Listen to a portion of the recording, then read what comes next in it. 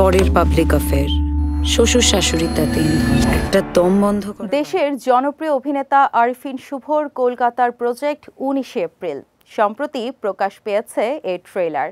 1976 সালে কলকাতায় ঘটে যাওয়া একটি ঘটনা অবলম্বনে লেখা হয়েছে 19 এপ্রিলের কাহিনী। ওই বছরের 4 মে সুরূপা গুহর রহস্যজনকভাবে মৃত্যু হয়। তার স্বামী ইন্দ্রনাথ গুহ, বাবা সতীকান্ত, প্রীতিলতা সহ আরও দুজনকে গ্রেফতার করা হয়। ইন্দ্রনাথের সঙ্গে অভিনেত্রী অপর্ণা সেনের ঘনিষ্ঠতা থাকায় তাকেও জিজ্ঞাসাবাদ করা হয়েছিল। মামলার নিষ্পত্তি হয় অদ্ভুতভাবে।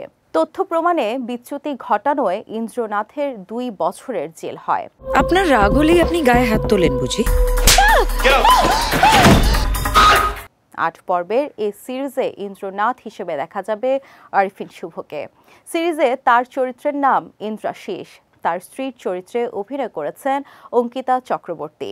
অভিনেত্রীর চরিত্রে আছেন অরুণিমা ঘোষ।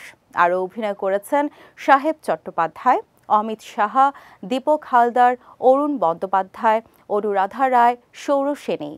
পশ্চিমবঙ্গের নির্মাতা অরিন্দম শীল নির্মাণ করেছেন সিরিজটি। বছর 5 আগে বালিঘর নামে একটি সিনেমায় শুভকে নেয়ার কথা জানিয়েছিলেন অরিন্দম। নানা জটিলতায় শেষ পর্যন্ত কাজটি আর হয়নি। এতদিন পর অবশেষে অরিন্দমের পরিচালনায় কাজ করলেন শুভ এবং সেই কাজ সবার সামনে এলো। 19 এপ্রিল নিয়ে পরিচালক অরিন্দম শীল বলেন, বহু বছর আগে ঘটে যাওয়া একটা ঘটনার ভিত্তিতে তৈরি হলেও আমরা একে সমসাময়িক করে তুলেছি। এই লোকগুলো ভয়ঙ্কর।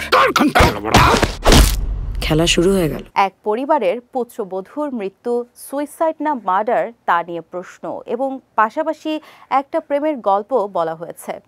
আসল ঘটনা কি ঘটেছিল আজও জানা যায়নি। যাদের জেল হয়েছিল তারা ছাড়া পেয়েছে, কিন্তু আমাদের গল্পে একটা পরিণতি আছে। শুটিংয়ের সময় আরিফিন শুভ জানিয়েছিলেন, কিছু মানুষ ডাকলে না বলতে পারেন না শুভ। অরিন্দম শীল ডেকেছেন বলেই কাজটিতে হ্যাঁ বলেছেন অভিনেতা।